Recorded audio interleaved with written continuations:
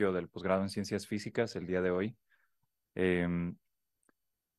Gracias al personal académico, a estudiantes y especialmente a los estudiantes más jóvenes, feliz Día del Niño.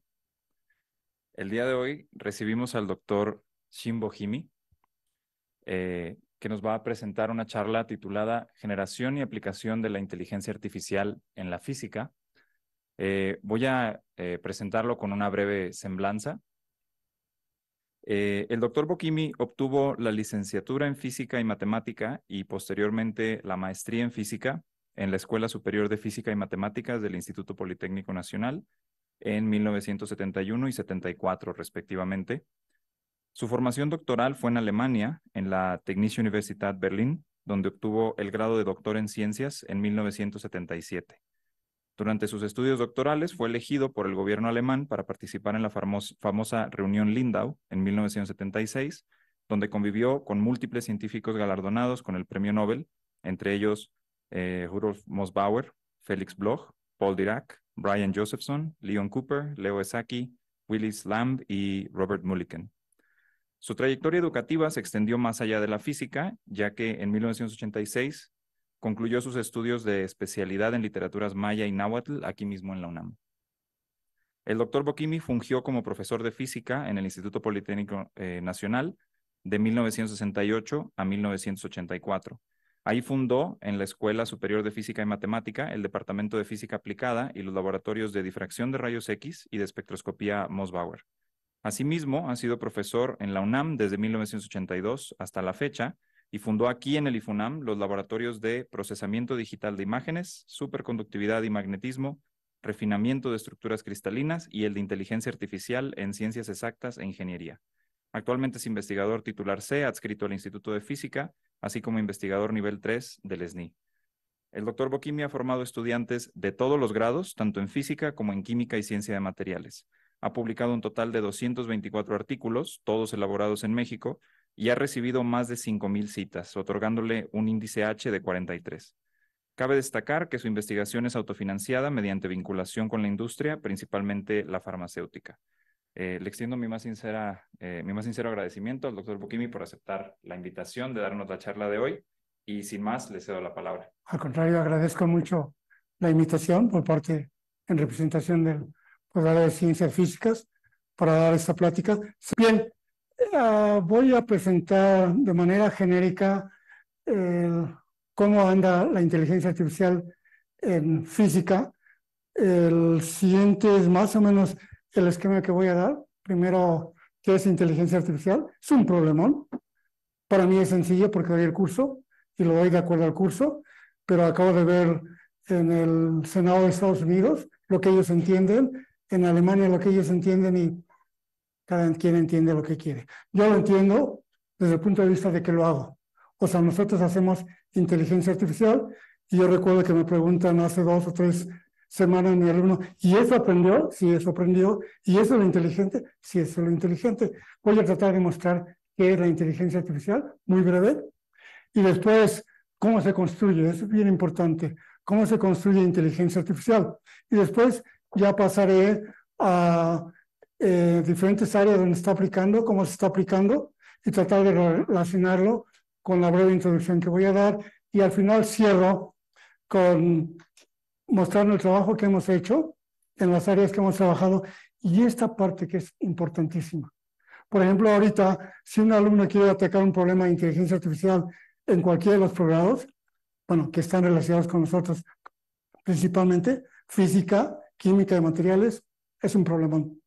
O bien, el profesor sabe inteligencia artificial o el alumno sabe inteligencia artificial. Pero en la mayor parte de los casos, ni el profesor ni el alumno saben inteligencia artificial, entonces no se puede hacer nada. Y aquí voy a mostrar cómo el posgrado tiene que tomar eso en cuenta y tiene que tener un periodo de transición de formación. Bien, vamos a empezar. ¿Cómo hago la inteligencia artificial? Lo primero que debo de ver es, no me voy a ir a la matemática, no me voy a ir a los algoritmos, primero tengo que plantear un problema. Y aquí la mayor parte de lo que voy a hablar está orientada a lo que se llama aprendizaje supervisado, que eso es trivial. Yo tengo un sistema, tengo un problema a resolver, y yo trato de dar las variables que describen ese sistema. Por ejemplo, si yo me voy a Galileo, pues Galileo habla de distancias y de tiempos. Si me voy a Newton, él habla de fuerzas, distancias, tiempos. Si se mete Leibniz, empieza la parte de qué es fuerza, qué es movimiento. ¿Sí? Y así nos vamos hasta llegar a Hamilton, donde él tiene una representación totalmente propia de lo que es movimiento. Entonces, lo primero que tenemos que plantear es qué problema queremos resolver con inteligencia artificial. Entonces, tenemos que definir las variables que describen a mi sistema. Esta es la base. Esta es la base. Una vez que yo las tengo, entonces yo empiezo a buscar correlaciones entre estas variables. Aquí en especial quiero mostrar algo porque para mí es importante. Para mí es importante porque este calendario viene de hace 3.500 años, desde la época de los olmecas. Y aquí el calendario se generó simplemente tomando datos miles de días. Yo trabajé un poquito sobre el calendario y lo que siempre sugerían todos los autores es cómo intercalar el bisiesto. Pero si yo me regreso, después que aprendí un poco más de inteligencia artificial, si yo me regreso y yo estoy aquí por ejemplo, yo vivo en Valle Dorado, allá yo puedo ver los volcanes o puedo ver el cielo del Chiquihuite. Y si yo diario me levanto y veo dónde salió el sol, ya se me la paso día con día. Y después de más de 4 años, veo que cada 4 años el día sale en el mismo lugar. O sea, de mis puras observaciones. Pero todo eso lo concluye de observaciones. O sea, yo observo, o sea, busco muchos datos, genero muchos datos, y en base a esos datos, yo no lo hice, lo encontraron hace 3.500 años, los Olmeca es que el ciclo de cuando sale el sol en un cierto lugar es de 4 años. Y eso se plasma en el algoritmo que está aquí. Es un algoritmo que no usa la nomenclatura, obviamente, de Leibniz, ni tampoco la de Newton, pero puede ser mucho más elegante que la de Newton o la que usó Newton y los que le precedieron. Y aquí lo importante es que plasman que la repetición de la salida del sol es cada 4 años. Y le voy a enseñar muchas cosas relacionadas con el calendario, no me quiero meter. Aquí solo quiero insistir en que yo me dediqué a ver cómo se movía el sol, porque quería medir el tiempo, en los días. Y después de miles de observaciones, se llega a este algoritmo que describe bastante bien el movimiento del sol. Ahora nos vamos ya a algo más cercano a nosotros. Esto lo empecé a enseñar en 1969, cuando di clases de laboratorio de física. Teníamos un riel de aire y medíamos el carrito y luego medíamos el tiempo y veíamos la distancia. Y en aquel entonces nos enseñaron que había que hacer un ajuste de mínimos cuadrados. Pero yo lo veo de otra manera. Yo tengo aquí 1.000 datos, 1.000 muestras, y yo propongo una función que me describa la correlación entre esos 1.000 muestras, o sea, entre esos 1.000 puntos. Y yo propongo inicialmente, esto se puede parecer a una recta, pero yo no doy el valor exacto de la pendiente y la coordenada al origen. Yo doy valores iniciales y luego uso una métrica, esta, para ver que el error entre mi modelo y los datos sea mínimo. Y con esto uso estos algoritmos, simplemente es el algoritmo para modificar mis pesos. Yo veo cómo evoluciona en cada iteración y obtengo este resultado. Esto es lo que se hace en inteligencia artificial. No se hace otra cosa. Yo recuerdo la primera plática que tuve con un investigador en Berlín y me dice, inteligencia artificial es encontrar extrapolación entre puntos. No le entendí qué me quería decir, ¿no? Yo tampoco sabía nada de inteligencia artificial, pero esto es inteligencia artificial. Aquí nosotros tenemos muchos años trabajando en el método de refinamiento de Rydberg, que en realidad nosotros tenemos una medición, una buena medición, Aquí tenemos 6.250 puntos, 6.250 muestras. Y tenemos dos variables, el ángulo y la intensidad. Y ahora lo que hacemos aquí, proponemos una función que no es tan trivial. Usamos una métrica para ver el error entre la función que proponemos y los valores de la intensidad. Tenemos los parámetros que definen nuestro sistema. Aquí los parámetros siempre los oriento a tratar de describir qué es lo que tiene mi muestra, qué aberraciones hay en el equipo, etcétera. Para el momento no es relevante.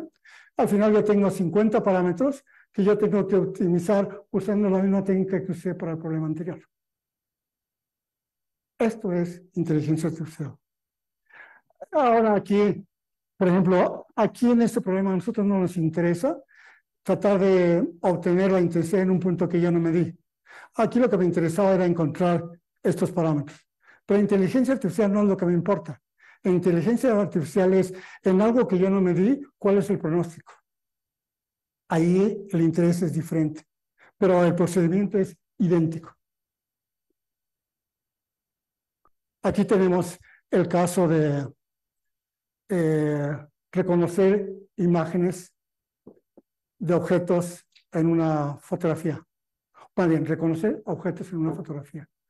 Aquí, por ejemplo, esta técnica que se desarrolló en 2012, algunos de ellos son fundadores de lo que posteriormente es OpenAI, con sueldos de $1.900.000 al año.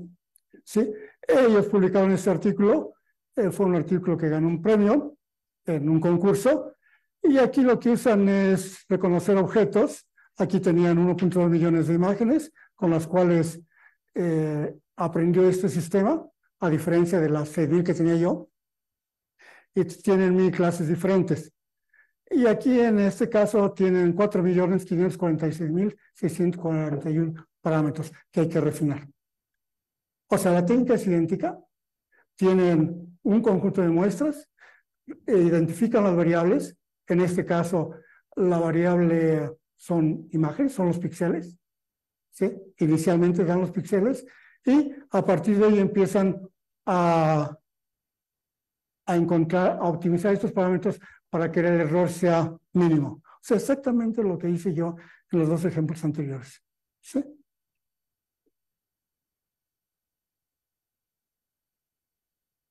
Ahora, ¿cómo se construye un algoritmo? Pues, propiamente ya lo dije. Primero, tengo que definir mi problema.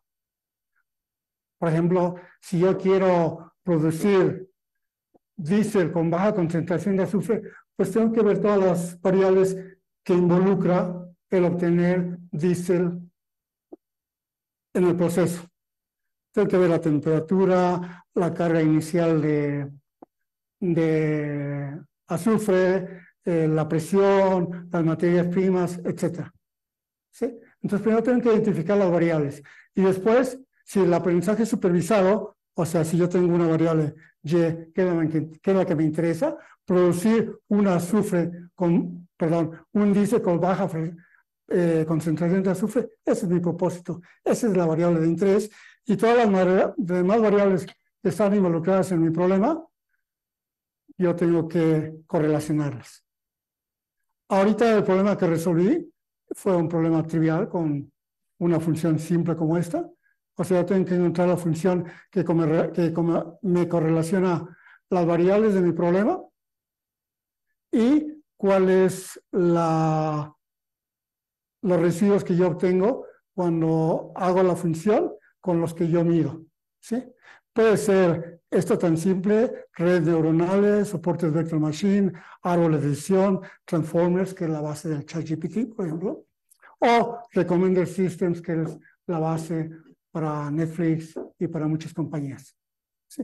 Y el procedimiento es sencillo. Yo tengo mis datos y con mis datos yo construyo la función de acuerdo a mi algoritmo que yo quiero aplicar. Construyo mi función, hago el cálculo de qué me da esa función, yo inicializo mis parámetros W y B, los inicializo totalmente al azar. Tengo mi métrica me dice qué tan lejos estoy de llegar al error mínimo. Entonces, yo comparo la Y de mi muestra con la Y que me propone esta función, construyo la métrica, y de acuerdo a algoritmos, yo modifico, como lo hice en estos problemas, yo modifico de esta manera. Es un algoritmo que propuso Cauchy en el siglo XIX, que se usa muchísimo, gradiente descendente actualmente en inteligencia artificial, pero lo propuso Cauchy en 1850, algo así más o menos. ¿Sí? Entonces, la técnica para generar o para aprender es, doy un dato, tengo mi función, inicializo mis pesos, calculo el valor que me da la función, lo comparo con el valor que tengo en mis datos, y de acuerdo a eso, yo corrijo la W y B, y así recorro todos mis datos. Y después de muchas épocas de recorrer, yo obtengo, o muchas iteraciones, yo obtengo los valores óptimos para los cuales el residuo tiene el valor mínimo. ¿De acuerdo? Aquí yo estoy proponiendo un algoritmo de aprendizaje. O sea, yo generé inteligencia artificial y la inteligencia artificial está aquí adentro. Una vez que yo tengo los valores de W y B óptimos. Ahí mi sistema es inteligente. ¿Por qué? Porque si yo le doy un dato nuevo, una X nuevo, con la que no aprendió, él me puede decir cuánto va a valer la Y. Y es lo que me interesa. Ustedes cuando agarran ChatGPT, ustedes ponen un texto y les contesta. Exactamente así lo ven.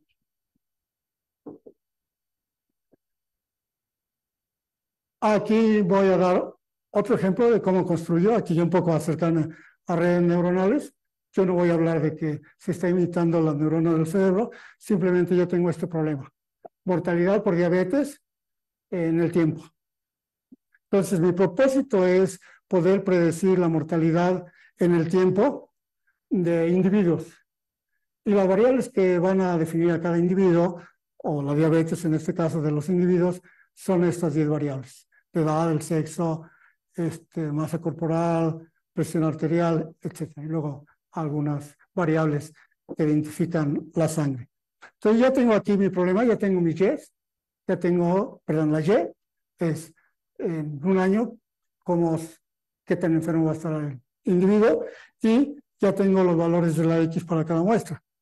Entonces, ya que tengo esto, pues un médico lo que haría es revisar el expediente y su primera aproximación puede plantear la relación entre estos, la propone lineal, totalmente lineal. Y si quiere agregarle un poquito de no linealidad, la transforma ligeramente. Es una tangente hiperbólica, pero en realidad lo hace ligeramente no lineal. Y ya toma la decisión. Entonces da el pronóstico para un paciente nuevo. Le llega un paciente nuevo y de acuerdo al modelo que él hizo, hace un pronóstico de qué tan enfermo va a estar en un año. Pero al médico se le ocurre otra forma. Dice, mejor invito a 2 de mis compañeros expertos en diabetes. Entonces le dice, échale un ojo al expediente y propone tu pronóstico. Luego aquí le echo el ojo el otro al expediente y dame tu propuesta. Y toma la propuesta de los dos, le puede agarrar simplemente la suma, una promedio, y ya toma su decisión. Esto yo lo llevo a un esquema, ya en lugar de usar imágenes, yo uso esta representación. Y este es para mí muy importante porque muchísimos autores hablan de que las capas de las redes neuronales son cajas negras. No son cajas negras. Depende de cómo la aprendiste, depende de cómo la ves, depende de qué analices. Para mí, esto es claro que esto no es una caja negra. Yo simplemente pedí opiniones de expertos para tomar mi decisión. Y en lugar de tomar 2 expertos, yo puedo tomar 3 expertos y tomo mi decisión. O construyo otro algoritmo donde primero invito a 5 expertos que le comuniquen la información a otros 4 expertos y después yo la tomo. O sea, ahí no hay caja negra. Ahí está bien claro lo que yo estoy haciendo. Y este algoritmo es lo que llaman redes neuronales. Y me voy a un problema más complejo, donde aquí tengo lo que se había hablado al inicio. Yo tengo miles de imágenes y yo quiero reconocer los objetos que hay en las imágenes. Primero, tengo que entrenar a un sistema para que lo reconozca, que se haga, entre comillas, inteligente o que tenga inteligencia artificial. Aquí yo quiero recalcar algo que es muy importante. Todo el mundo habla de que las máquinas, no son las máquinas. El algoritmo lo creo yo. La máquina en ese momento es el mecanismo para hacerlo, pero los olmecas no usaron máquinas, usaron su algoritmo a su manera. Entonces, esto no es aprendizaje de las máquinas, no es aprendizaje de las computadoras, es el algoritmo que yo estoy proponiendo para aprender. No son las máquinas. Las máquinas las uso para operar, pero no son las máquinas las que están tomando decisiones. Las que están tomando decisiones es el algoritmo que yo propuse. Entonces aquí el problema es un poquito más complejo. En lugar de usar redes neuronales sencillas, yo lo que hago es usar redes neuronales de convolución. Lo único que hacen las redes neuronales de convolución, por ejemplo, en este problema, en el curso, lo primero que hacemos es las X, proponemos para las X todos los píxeles de cada imagen. Esos son nuestros X, y nuestra Y, si es un pájaro, si es un perro, etc. ¿Sí?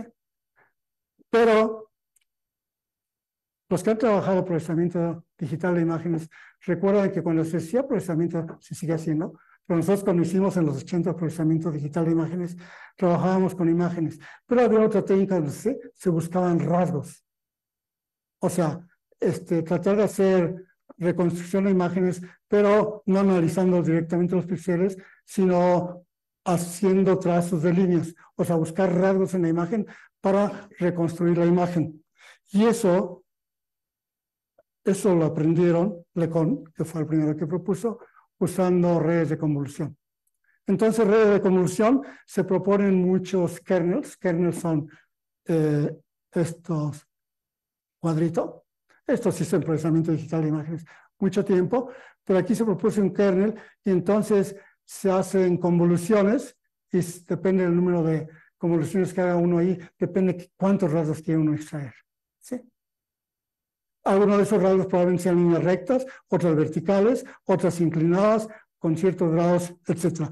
Pero todo esto estaba muy desarrollado en procesamiento digital de imágenes y lo adecuaron, y ahora la ventaja es que estos kernels no son conocidos.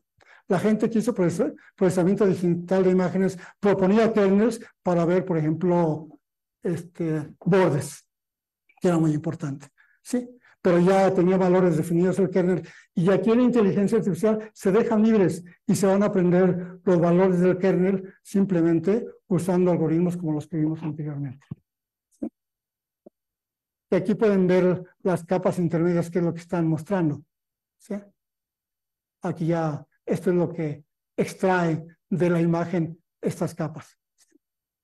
Y así hay muchas redes neuronales de convolución, evolucionó todo esto, son muy poderosas, y todo esto se usa mucho en lo que hoy se llama Deep Learning. La palabra Deep Learning proviene del hecho de que ahora se está aprendiendo a extraer rasgos. Ya no aceptan los que uno propone inicialmente, sino que yo extraigo nuevos rasgos. Y el nombre de Deep viene porque anteriormente pues eran nada más estas capitas, pero ahora hay muchas capas que están extrayendo información de la imagen. De ahí viene la palabra Deep Learning. Y aquí presento otro algoritmo muy diferente. Es un artículo de 23, que aquí usan árboles de decisión. ¿Sí? Y ahorita van a ver cómo estos árboles de decisión fueron la base para descubrir el bosón de Higgs. ¿Sí? O sea, son un algoritmo no tan complicado como este, sino un algoritmo mucho más simple, que es un árbol de decisión. Simplemente se definen las variables, es mayor o menor, y me voy moviendo. ¿Sí? Aquí, por ejemplo, es un artículo reciente que están correlacionando la temperatura de transición con la temperatura de Debye. simplemente les da muchos datos. Los datos pueden ser experimentales o pueden ser generados mediante cálculos. ¿Y por qué ha tenido éxito la inteligencia artificial? No por los superalgoritmos. O sea, sí hay nuevos algoritmos fantásticos, pero hay un avance enorme en los 80 de inteligencia artificial. Pero miren, no era posible hacer inteligencia artificial. En los 60, ¿cuánto costaba un gigaflop? 1.1 trillón de dólares. Un gigaflop. En los 80, cuando llegué yo aquí al Instituto de Física, teníamos la labs y con trabajos así transformados de Fourier de 256 por 256 y me tardaba un buen rato. ¿Sí? Pero 1.1 trillón, perdón, un gigaflop son funciones de punto flotante de doble precisión por segundo. Entonces, en 84 me costaba un gigaflop 15 millones de dólares. En 97, 30 mil dólares. En el 2000, $1,000. Y en el 17, 0.03 dólares cada gigaflop. La máquina con lo que preparé mi plática, que uso en mis clases, me da 4.884 gigaflops para inteligencia artificial. O sea, uso no 64 bits, uso 32 bits, que es suficiente. Inclusive muchísimas cosas se hacen con 16 bits, hasta con 4 bits en inteligencia artificial. Entonces, el número de flops es gigante. Pero aquí mi cálculo es usando 32 bits y mi laptop costaría $4.884.000. O sea que la inteligencia artificial ha evolucionado por esto, no por los algoritmos. ¿Por qué? Porque mucha gente tiene acceso a equipos donde se puede entrenar y donde se pueden ajustar 1,000, 2,000, 1,000,000 de parámetros sin ningún problema. Por ejemplo, la nueva laptop que compramos me costó 20,000 pesos y tiene el doble de capacidad que esto. ¿Sí? O sea, con 20,000 pesos yo puedo hacer inteligencia artificial. No voy a hacer ChatGPT, por supuesto, porque requiere mucha memoria, pero puedo hacer cosas que hasta ahorita nadie ha hecho. El problema es que sí hay mucho trabajo en física, en química, en materiales, pero es muy poquito trabajo. O sea que está abierto totalmente. ¿Sí? Entonces, si van a hacer física, ¿cómo andamos de tiempo? Okay. Esta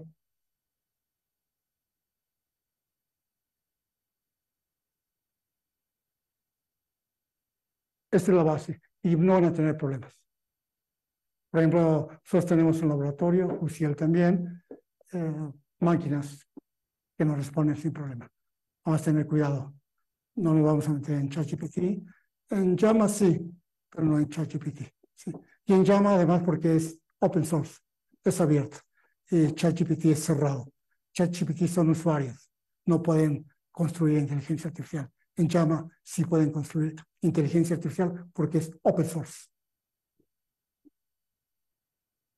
Voy a mostrar algunos ejemplos en estado sólido.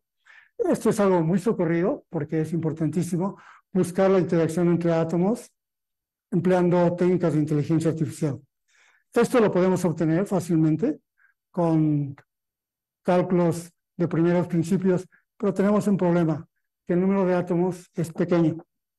Y si queremos hacer dinámica molecular, los tiempos, si llegamos a un femtosegundo, ya es carísimo. O sea, hay cálculos que nos tardamos días o meses en hacerlos. Entonces, tenemos mucha precisión, pero tenemos este inconveniente. No podemos hacer cálculo para 100,000 átomos. Y mucho menos para hacer cálculos para un microsegundo. Imposible. Eso lo podemos hacer usando Lennard-Jones. Sí, pero ¿qué tenemos con Lennard-Jones? No tenemos la precisión que tenemos con mecánica cuántica. ¿Cómo resolvemos el problema?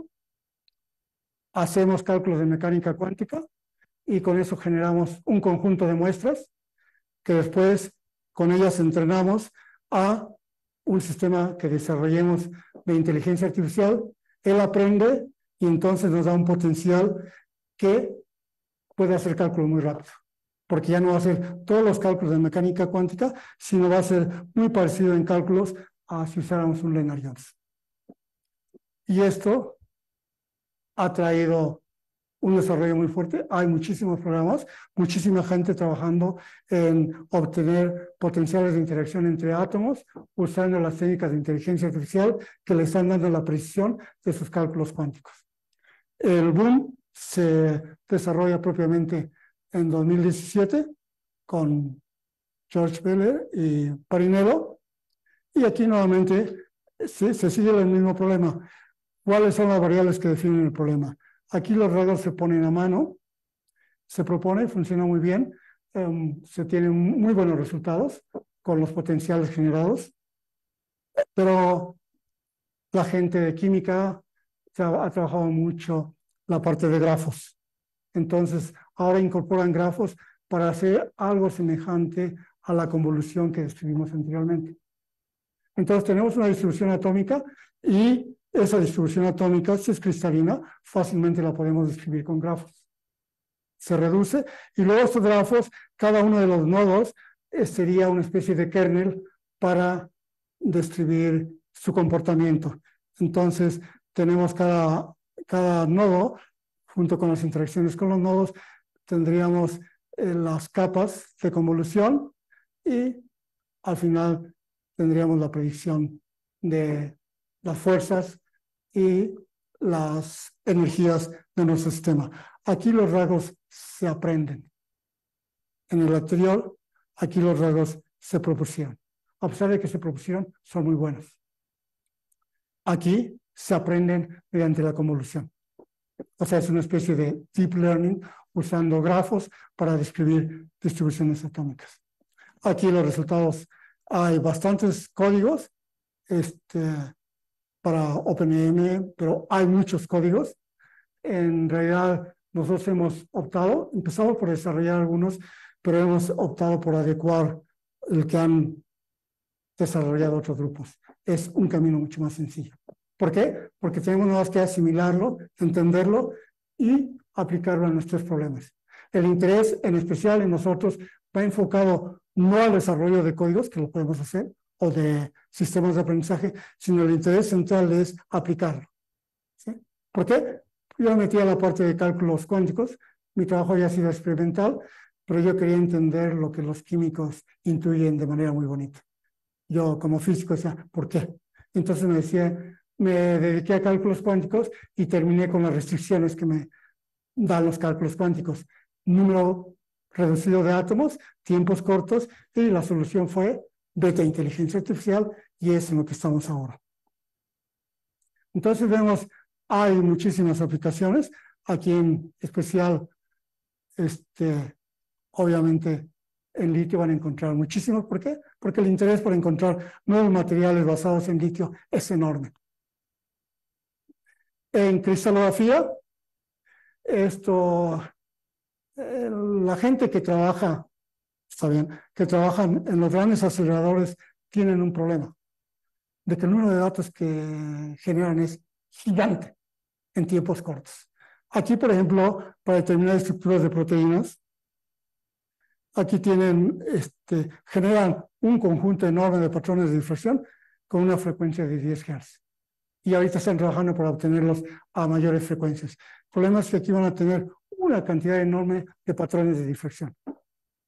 Y ahora están trabajando muchísimo en usar las técnicas de inteligencia artificial para poder analizar esos datos. Entonces, en cristalografía se está trabajando bastante.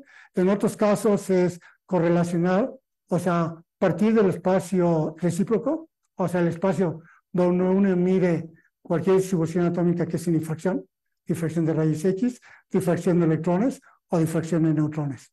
Y quiere uno correlacionar ese patrón de difracción con las propiedades del material.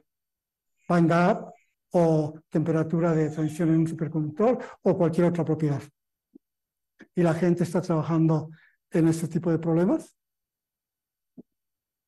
Aquí el análisis, bueno, aquí hay gente trabajando y sobre todo los dueños de las empresas el año pasado tuve oportunidad de participar en una reunión del NIST, donde todos los fabricantes de difracción de rayos X estuvieron allí en Estados Unidos, y su enfoque es claro: tratar de automatizar los equipos con inteligencia artificial y el análisis con inteligencia artificial. ¿Por qué?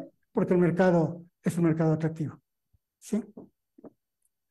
Aquí, bueno, yo les propuse hace 3 años que entraran al curso de inteligencia artificial.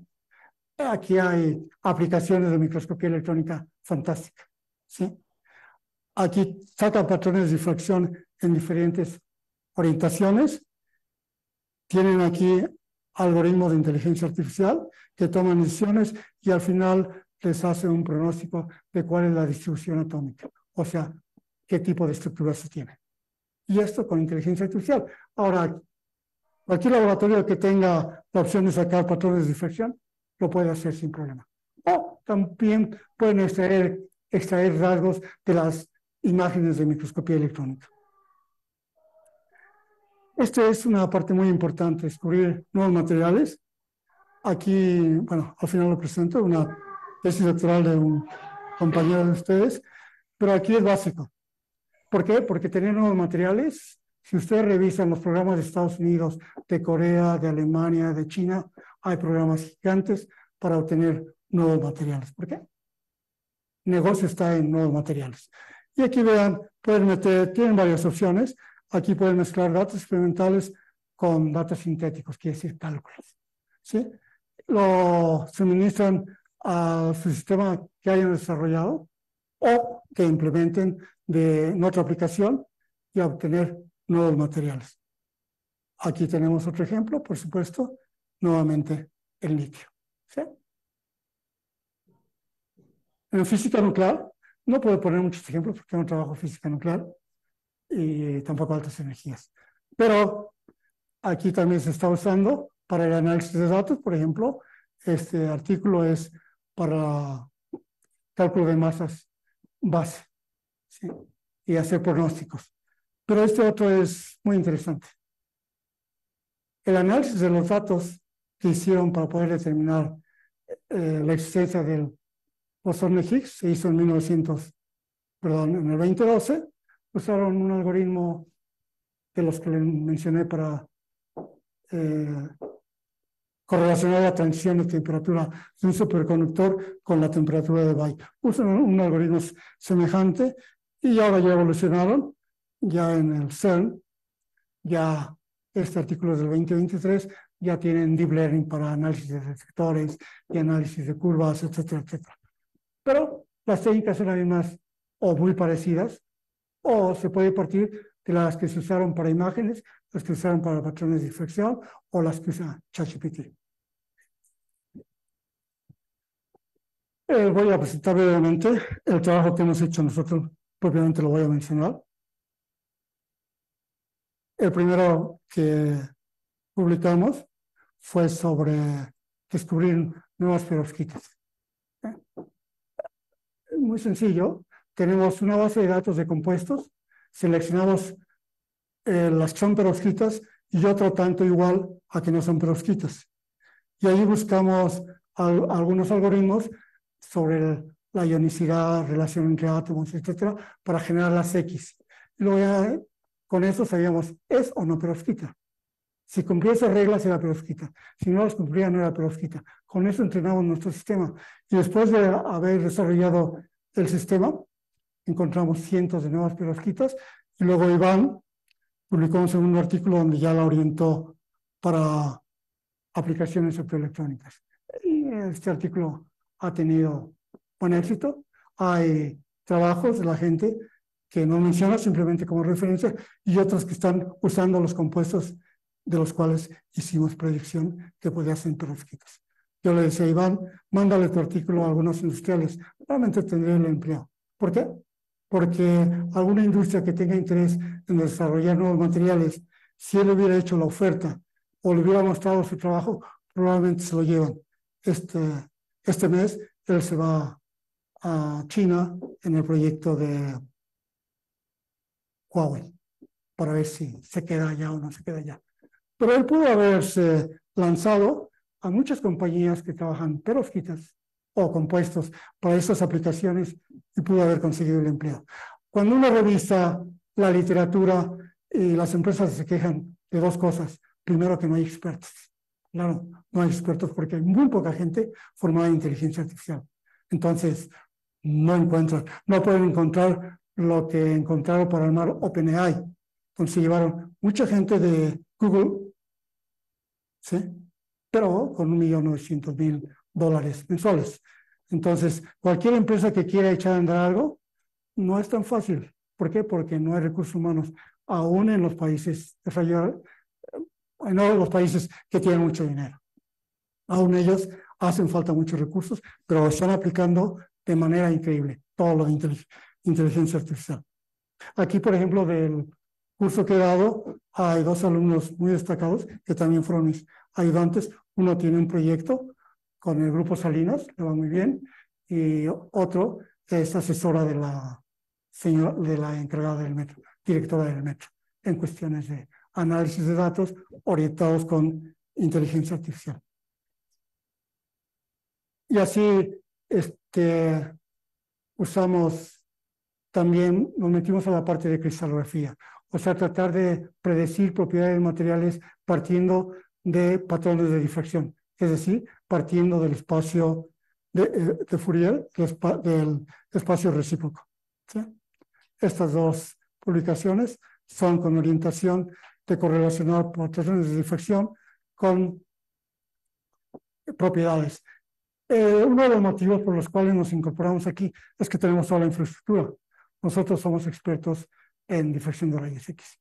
Tenemos equipos, tenemos mucha experiencia, entonces era obvio meternos en esta área. Es el último que publicamos relacionando los sitios de Wyckoff en sistemas con conexiones periódicas para predecir la energía total de los sistemas. Este otro punto es muy importante. La pregunta es, si ahorita, probablemente varios que están aquí por el tópico, saben inteligencia artificial. Pero si alguno de ustedes dicen, quiero trabajar un programa de inteligencia artificial y va con X profesor al azar del posgrado de ciencias físicas, va a ser difícil. Lo primero que va a tener que hacer es llevar un curso de inteligencia artificial. En este momento, yo he ofrecido el curso por 10 semestres. Se han formado alrededor de 300 alumnos, el 10% han venido conmigo y por eso ya no los aguanto. No puedo con tantos alumnos. ¿Sí? Y ahora he optado, con la experiencia que tengo, quiero irme aquí. Porque he sentido que el curso, tengo alumnos de cuarto semestre. Y yo creo que el curso lo puedo adecuar para darlo en los cursos de computación, sobre texto de Python, pero no voy a enseñar Python. Voy a enseñar inteligencia artificial y voy a desarrollar todo en Python y en Linux. Si me lo acepta la facultad, apenas lo voy a proponer. Ahorita el curso que he estado dando es séptimo, noveno semestre en temas selectos de física computacional, pero el curso sin problema lo puedo llevar a primer semestre. Y en otra etapa yo creo que lo puedo llevar a preparatoria. Sí.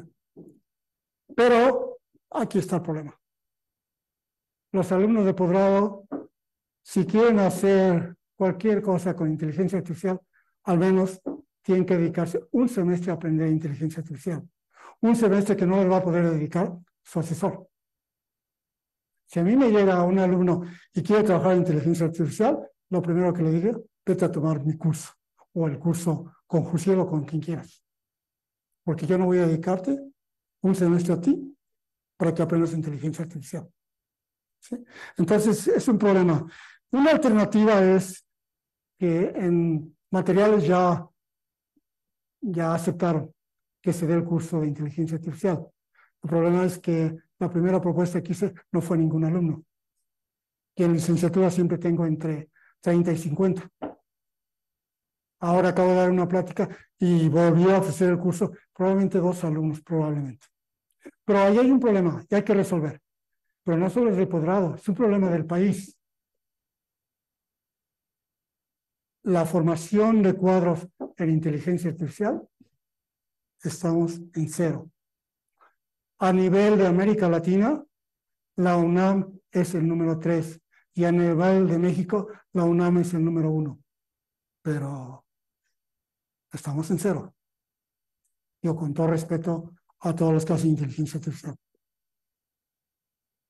Este es un problemón que espero tener oportunidad. Me enfermé, ya no pude, pero espero contactar a los coordinadores correspondientes con la que va a ganar, ¿sí? Y yo creo que tenemos que atender el problema de la enseñanza de inteligencia artificial en México. Para mí es más importante este problema, será porque tengo 65 años y ya mi búsqueda no es tener más publicaciones, menos publicaciones. Pero para mí es un problema básico en el país. Por si no todo el mundo ha empezado a usar ChatGPT, así, pero eres usuario. Y estás consumiendo y pagándole a los que saben hacer cosas. Y tú no sabes hacer nada. Entonces yo creo que la inteligencia artificial sí hay que usar las aplicaciones, pero yo creo que también podemos aprender, bueno, no podemos, la podemos hacer. Y les digo, el número de tópicos que hay es gigante, gigante. Aquí hablé de física, pero me voy a química, me voy a materiales, me voy a política, me voy a administración, me voy a medicina, que es súper importante. Y en medicina vamos a terminar comprando todo, todo, todo, todo. Algoritmos, equipos, cuando nosotros podemos automatizar todos esos equipos, generar algoritmos. Entonces, sí hay un problema muy fuerte, no en la física, es un problema a nivel nacional. Pero en la física y en particular el posgrado tiene ese problema. Tengo un alumno que quería aplicarlo a cuestión de agujeros negros y ya se la pasó buscando por todos lados. No hay quien diga que sí le entra el problema, ¿no? Bien, pues yo creo que con esto termino y agradezco mucho su atención y espero que haya recibido realmente el mensaje. O sea, ¿qué se puede, qué no se puede? ¿Qué es inteligencia artificial? ¿Qué tan difícil hacerlo? Es trivial, sencillísimo, sencillísimo. Yo recuerdo el primer año que me pasé en Alemania, no entendía nada. Si me hubieran dado un curso como el que yo doy, hubiera sido trivial, trivial, trivial, trivial. Muchas gracias. Yo creo que ya por el tiempo podemos concluir ahí la sesión de preguntas. Muchas gracias. Al contrario, gracias. Excelente presentación. Muchas gracias. Y muchas gracias a quienes nos acompañaron aquí presencialmente y en Zoom. Y pues nos vemos en el próximo coloquio del PCF. Que tengan excelente.